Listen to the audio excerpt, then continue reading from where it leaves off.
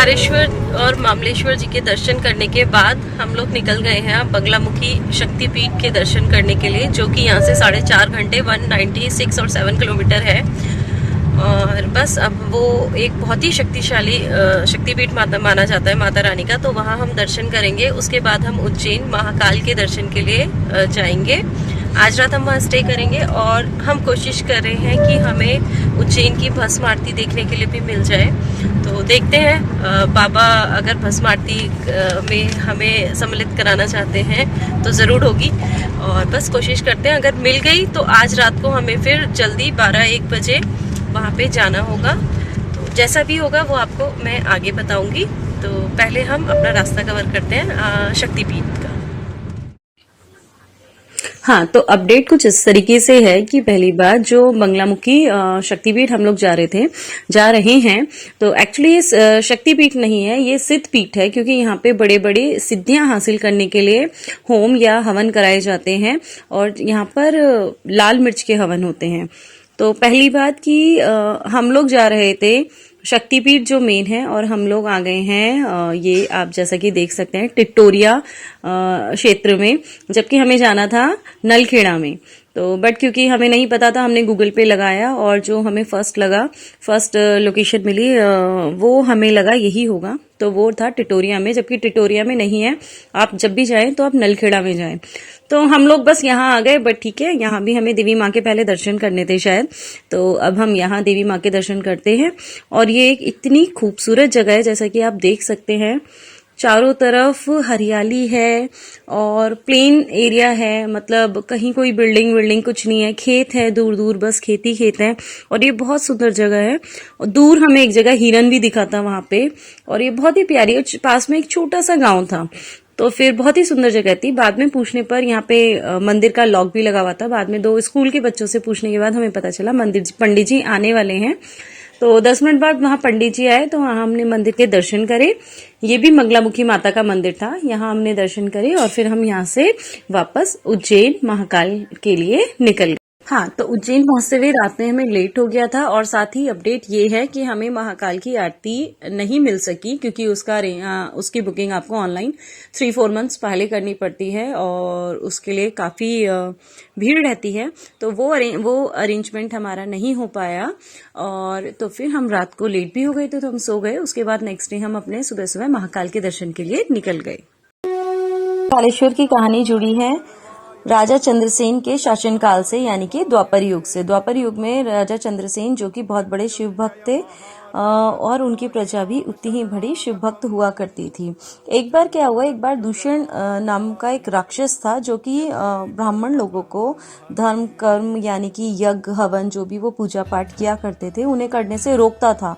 वो उन्हें कुछ भी धर्म कर्म के काम पूजा पाठ नहीं करने देता था, उसमें अवरोध डालता था। तब सभी लोग बहुत ज़्यादा परेशान हो गए। तभी प्रजा ने, राजा ने बहुत शिवजी जी से बहुत मिन्नतें करी, बहुत प्रार्थना करी कि वो इसका समाधान खोजें। तब शिवजी को बहुत ज़्यादा क्रोध आया और उन्होंने दूषण नामक राक्षस का वध किया। और साथ ही में ऐसा भी कहा जाता है कि उन्होंने दूषण नामक राक्षस की जो राख होती है उससे अपना श्रृंगार किया था। तभी से कहते हैं कि यहाँ पर भस्म आरती का चलन स्टार्ट हुआ है। तो ये है हमारे महाकालेश्वर भगवान की कहानी, उनका वो वहाँ पर कैसे अवतरित हुए थे। तो इसी तरह महाकाल यानी कि शिवजी जी ने वहाँ पर ज्योति रूप में विराजमान हुए। सागर से निर्मल चंदा भी तारे भी ब्रह्मांड तुम हो। जय काल महाकाल, जय काल महाकाल, जय काल महाकाल। तो अभी हम महाकालेश्वर मंदिर में दर्शन के बाद पूजा हमने बुक की थी ऑनलाइन, और हम पूजा का वेट कर रहे हैं। और ये एक कुंड टाइप का है, यहाँ सभी पूजाएं होती हैं। तो बस अब हम अपनी पूजा का वेट कर रहे हैं। हमारा अभिषेक किया था हमने, तो पंडित जी भी पूजा करा रहे हैं। तुमसे बना है गूंजे जो घट भीतर ओंकार तुम हो। जय काल महाकाल, जय काल महाकाल, हो जय काल महाकाल, जय काल महाकाल।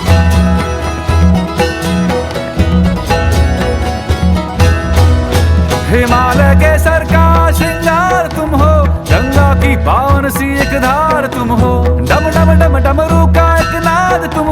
शंखों के हृदयों की हुंकार तुम हो। जय काल महाकाल, जय काल महाकाल, जय काल महाकाल, जय काल महाकाल, जय काल महाकाल कृपाल शंभो।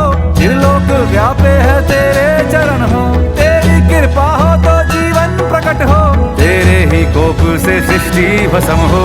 जय काल महाकाल, जय काल महाकाल, ओ जय काल महाकाल, जय काल महाकाल।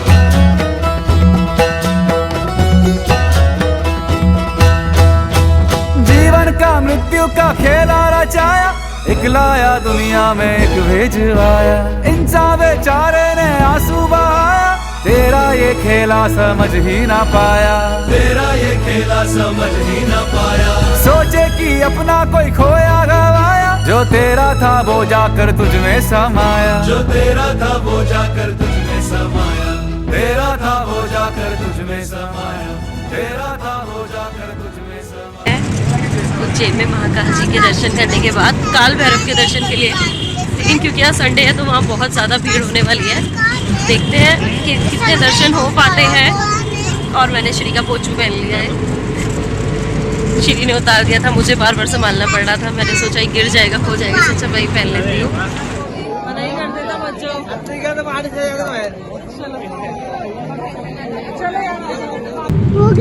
हाँ, तो जैसा कि आपको पता है हम लोग महाकाल के दर्शन कर चुके हैं। महाकाल के हमें बहुत ही अच्छे 2 बार हमने दर्शन किए।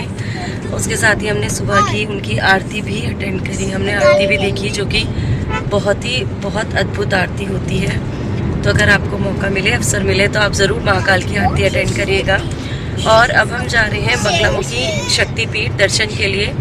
एक्चुअली कल भी हम बंगलामुखी शक्तिपीठ गए थे, बट क्या यहाँ जब आते हैं तो यहाँ 2 बंगलामुखी माता के मंदिर है, एक नालखेड़ा में, एक टिटोरिया में है। तो जो मेन मंदिर है वो आपका नालखेड़ा में आता है। तो जब भी आप यहाँ आए तो ध्यान रखें कि जब भी आप बंगलामुखी माता के शक्तिपीठ जाएं तो नालखेड़ा वाला आपको जाना है।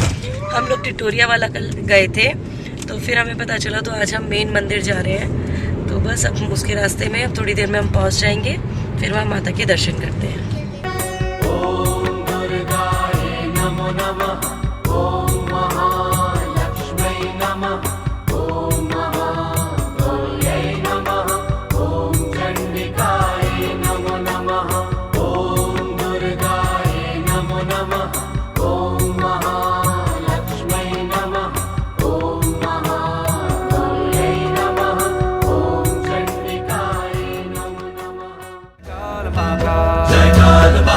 जय काल महाकाल, जय काल महाकाल, जय काल महाकाल विकराल शंभो। जीवन हो या मृत्यु दोनों ही तुम हो, जन्मों जन्मांतर की लड़ियां ये कड़ियां, हरियों हर जीवन रखवाल तुम हो। जय काल।